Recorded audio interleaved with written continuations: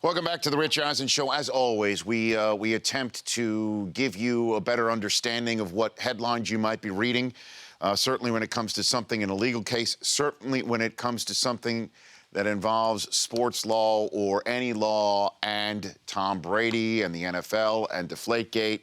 So in that light, we welcome back to the program a man who once conferred an honorary degree on me but then didn't sign it, which leads me to believe he knows exactly what he was doing, from the Tulane sports law program, the director of that program, Gabe Feldman. How are you, Gabe?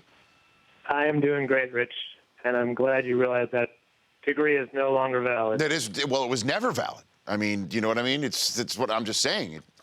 I don't think it was ever valid, but I do know that you and I have a mutual respect for each other nonetheless, though, Gabe, right? We do. The respect continues despite your lack of official certification. So the 3 Second Circuit U.S. Court of Appeals judges who heard from Jeffrey Kessler of the Players Association and Paul Clement representing the league. We're reading everything that these guys did not buy whatever Kessler was selling or whatever Berman was ruling. Is that a fair assessment of what happened yesterday, Gabe? Well, it's a fair assessment based on the questions, and let me just give the very big caveat that it's dangerous to read too much into the judges' questions. It doesn't necessarily mean they're tipping their hand. It can mean it, but it doesn't necessarily mean it. But 2 of the judges made some pretty strong statements in response to Jeff Kessler.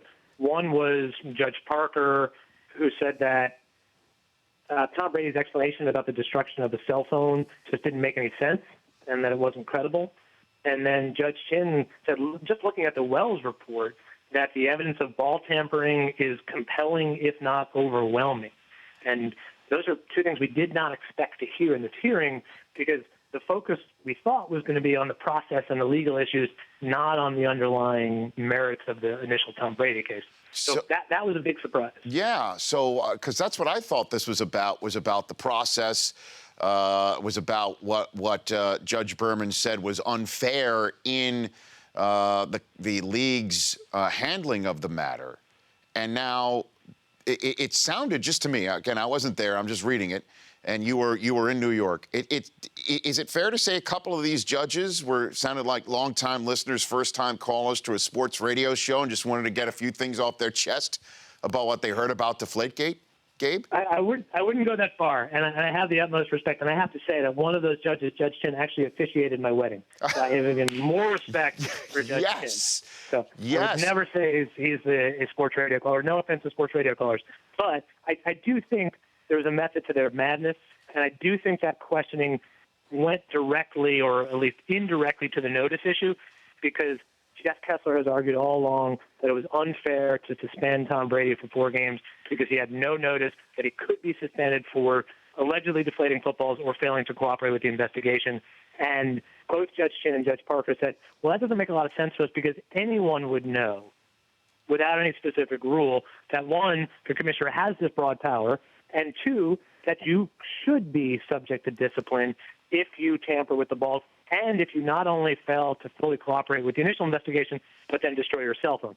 So I think they went into that because they wanted to show potentially that Tom Brady was on notice and that any discipline or any suspension was therefore fair. So what questioning of the NFL leads you to believe that perhaps this isn't a slam dunk for the NFL, Gabe? Well, so the other judge, Chief Judge Katzman, very early on said it didn't seem like it was necessarily a fair process for the commissioner to consider new evidence that wasn't part of the Wells report in the basis of his 4-game suspension. So not only the destruction of the cell phone, but also moving from that generally aware standard to saying that he actually may have participated in the scheme. Said it doesn't seem fair that the commissioner can decide something for the first time without Tom Brady having a chance to respond to that on appeal. And Judge Katzman also said, well, wait a minute, under your theory, could the commissioner have suspended Tom Brady for a year?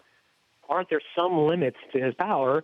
And if he can't do it for a year, why can he do it for 4 games? Because for Judge Katzman, he focused a lot on, isn't deflating balls a lot closer to using stickum than to using performance-enhancing drugs? And if it is, why isn't a fine more appropriate than a suspension? But Gabe, I thought this was either way. Yeah, I thought this wasn't about re-adjudicating the Wells report and all of that. I thought this is about the process, and it sounds to me more of unraveling what Judge Berman appeared to wrap up. Gabe? Yeah, that's a fair comment. It's something Jeff Kessler noted during the hearing. And again, I think part of the response that the judges didn't say this explicitly, so I'm reading between the lines here, is that the judges wanted to say, was the process fair? And the fairness of the process depends on whether or not the commissioner had the basis to discipline these players on certain rules. Because if there were certain rules, that meant Tom Brady was on notice. And Judge Katzman wanted to know, well, wasn't he on notice that he could only be fined, not suspended?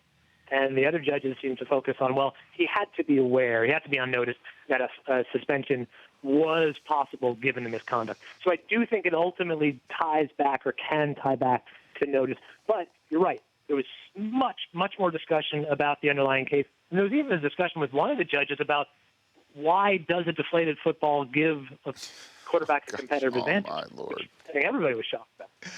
Oh, my Lord. Gabe Feldman, Director, Tulane Sports Law here on The Rich Eisen Show. So let's spin it forward. What happens now, Gabe? I'm hearing June, but I'm also hearing it could be 6 months. It could be right at the outset of the season. What happens here? All of that is correct. Nobody knows. Remember, this is an expedited hearing. This is how things move expeditiously in the Court of Appeals. Very slow. And the judges have a lot of other opinions they're writing. So, yes, it could be 3 or 4 months. It also could be 9, 10, 11, 12 months. The lawyer for the NFL, Paul Clement, made it very clear that they'd like to get this settled or decided before the start of the next NFL season and don't want it hanging over their heads. The judge said, yeah, we'll take that into consideration, but we don't move that quickly. We'll move as expeditiously as possible. So we don't know. We don't know what the timeline is. There's a wide range. Every party has to deal with this when they're Court of Appeals. And we don't know what the final outcome, obviously, is going to be, whether it's up for the NFL or up for Tom Brady. But there's also a gray area where the judges could say, we want to send it back to Judge Berman because there's some other issues he didn't consider, or we want to kick it back to have a new arbitration hearing because we think that hearing was unfair and you need to do it differently. So there's so many variables, it's impossible to predict who's going to win the case, and it's impossible to predict how they're going to win the case, and it's impossible to predict on what timeline, which I know is exactly what you want to hear. No, I mean, and it is possible that the league gets its way, and it's the outset of training camp, and Tom Brady has a 4-game suspension back on him, and then it's up to him. It's up to him to then they'd have to appeal it to the entirety of the Second Circuit. All of the judges would have to hear it, or they could just go straight to a Supreme Court that, more probable than not, to use the phrase of the day, will have only 8 justices sitting on it for quite some time. Right, Gabe? Right. And they would have to go to the entire Second Circuit, the en banc panels first.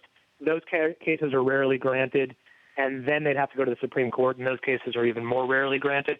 So this is most likely the last stop, the Second Circuit Court of Appeals.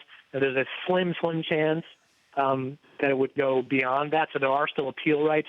But again, whatever the Second Circuit rules, assuming they don't remand it back, that's most likely final, even though technically there are still some appeal rights for the losing party.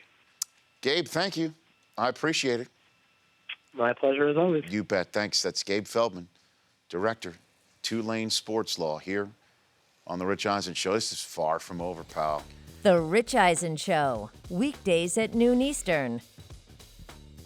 On Audience.